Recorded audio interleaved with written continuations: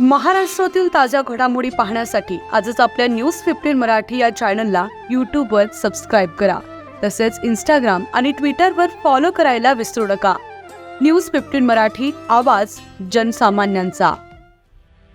फुटाळा येथे रंगपंचमीचा दिवस ठरला सागर आणि प्रणयच्या आयुष्यातील काळा दिवस. तलावात बुडून 2 मुलांचा मृत्यू, आरोग्य यंत्रणेचा भोंगळ कारभार उघड. रंगपंचमीच्या आनंदात सडक अर्जुनी तालुक्यातील फुटाळा गावावर दुःखाचा डोंगर कोसळला. तलावात बुडून 12 वर्षीय प्रणय गहाणे आणि 17 वर्षीय सागर गहाणे या 2 मुलांचा दुर्दैवी मृत्यू झाला.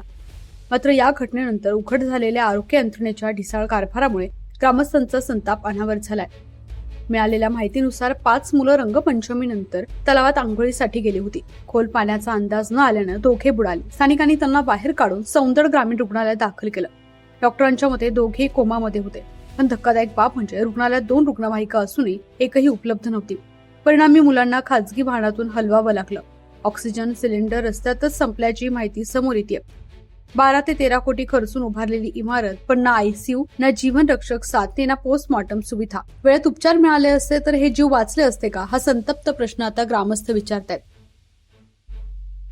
मी दिनेश अभिमान गाणे राहणार काय घटना 10:30 ते 11च्या दरम्यान होळी खेळत असताना एक आम्हाला माहिती घडली की गावामध्ये एक मुलगा उडालेला आहे तलावामध्ये.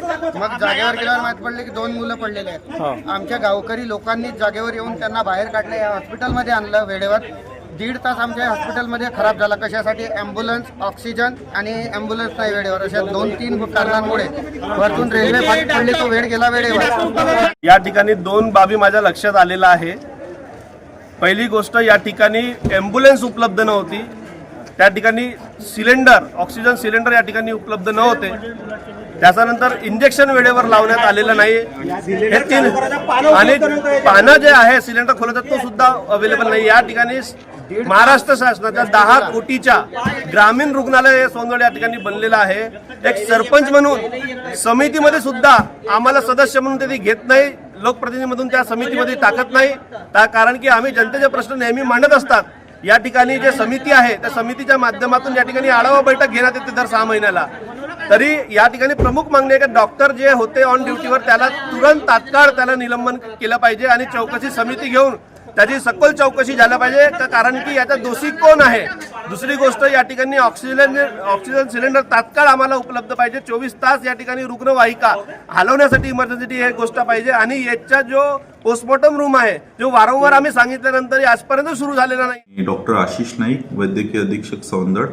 मी आज आपल्याकडे सुमारास 11-11:15 दरम्यान पाण्यात बुडून 2 बाळ आपल्याकडे आणण्यात आले होते. एक सागर गहाणे आणि दुसरा प्रणय गहाणे. प्रणय गहाणेचं वय 12 वर्ष, सागर गहाणेचं वय 17 वर्ष. दोन्ही कोमॅटोस कंडिशनमध्ये होते, शॉकमध्ये होते. ड्राउनिंग झाली होती पेशंटला डॉक्टर रणजित बघेले म्हणून आहेत आपल्याकडे ऑन कॉल. आज त्यांना दोन्ही बेबीजला व्यवस्थित हँडल केलं. त्या दोन्ही बेबीजला रिट्राईव्ह करून त्यांना रिससिटेट केलं. त्यांचं पोटातलं पाणी काढलं, छातीतलं फुफ्फुसातलं पाणी काढलं. त्यांचं श्वासाचं रेटसुद्धा 94पर्यंत आणलं आणि सॅच्युरेशन जे आहे 98पर्यंत आणलं. आणि दोन्ही बेबीज यांना इमर्जन्सी ड्रग्स देऊन बेटर कंडिशनमध्ये इथून ट्रान्सपोर्ट म्हणजे इथून रेफर करण्यात आलं. रेफरच्या वेळेस आपल्याकडे 108ची आणि 102ची ॲम्ब्युलन्स त्या कालांतर उपलब्ध नव्हती. त्याच्यामुळे त्यांनी प्रायव्हेटची गाडी करून त्याच्यामध्ये ऑक्सिजनची सुविधेची गरज लागत होती. तर आपल्याकडून ऑक्सिजनची सुविधा प्रोव्हाइड करण्यात आली. आपली 102ची ॲम्ब्युलन्स ANC पेशंटला घेऊन गोंद्याला गेली होती आणि 108ची ॲम्ब्युलन्स ANC तिथला गोंद्याचे ANC पेशंट घेऊन नागपूरला गेली होती त्या सुमारास.